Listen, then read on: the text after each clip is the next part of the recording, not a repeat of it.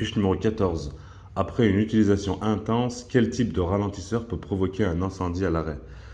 C'est le ralentisseur électrique. Alors on a trois types de ralentisseurs, l'électrique, le échappement et hydraulique. Donc le ralentisseur à échappement, c'est une espèce de papillon qui s'ouvre et qui se ferme, qui étouffe le moteur en fait au niveau de l'échappement. Le ralentisseur hydraulique, c'est de l'huile qui est refroidie par le liquide de refroidissement. Et le ralentisseur électrique, c'est une grosse pièce métallique.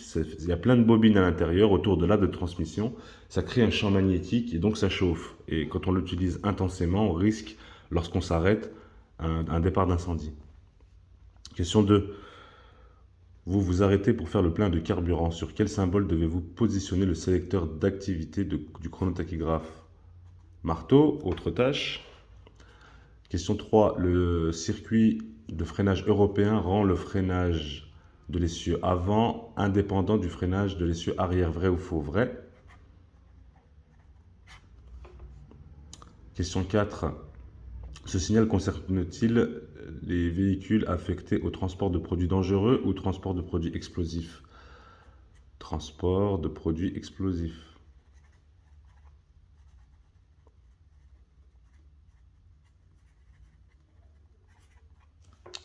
Question 5. Vous conduisez un véhicule isolé à deux essieux. Est-il possible d'être en surcharge sur l'essieu arrière si le poids réel ne dépasse pas le PTAC? Oui, c'est possible d'être en surcharge. Alors attention à la surcharge à l'essieu. Il est possible que vous ne dépassez pas, vous n'êtes pas en surcharge sur le PTAC, donc ça veut dire vous avez un camion, il fait 19 tonnes. Alors je vais faire un petit exemple rapide. Donc là, vous avez un camion. Alors, il n'est pas beau, je vais le refaire. Vous avez un camion qui a un PTAC de 19 tonnes. Sur la balance, il pèse 17 tonnes. Par contre, si jamais on vous pèse le premier essieu, alors le premier essieu, on sait qu'ici, il ne doit pas dépasser 13 tonnes, c'est un essieu isolé, et celui-là ne doit pas dépasser 13 tonnes, c'est un essieu isolé. Ici, on fait la pesée de cet essieu-là, on se rend compte que ça fait 10 tonnes. Je raconte une bêtise, hein. Et ici, on se rend compte que ça fait 14 tonnes. Ah, je vais pas mettre 10 tonnes, ça fait excessif. On va mettre 8 tonnes. Ici, ça pèse. L'essieu ici, on le pèse, il pèse 8 tonnes. L'essieu ici, il pèse 14 tonnes. Et on se rend compte que nous ne sommes pas en surcharge parce que le tout fait 17 tonnes. On est ici en surcharge parce que on pèse 14 tonnes. C'est ce qu'on appelle la surcharge à l'essieu. Donc c'est possible. Attention, ça ne veut pas dire que vous avez le droit, ça veut dire que c'est possible d'être en surcharge à l'essieu sans pour autant de dépasser le PTAC. Hein. Question 6. Comment appelle-t-on pour mon exemple, pardon, pour mon exemple, voilà, ça fait 10, 14, on va dire que ça fait 3 tonnes, hein, sinon c'est pas logique. 3 tonnes à l'avant, 14 tonnes à l'arrière, ça fait 17 tonnes, voilà. Alors ensuite, question 6.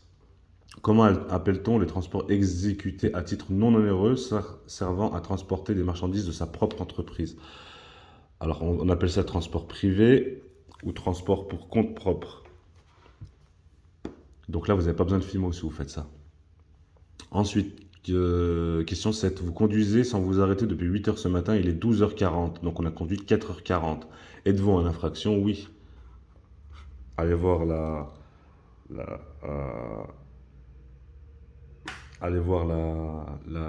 vidéo que j'ai faite sur la RSE, vous comprendrez.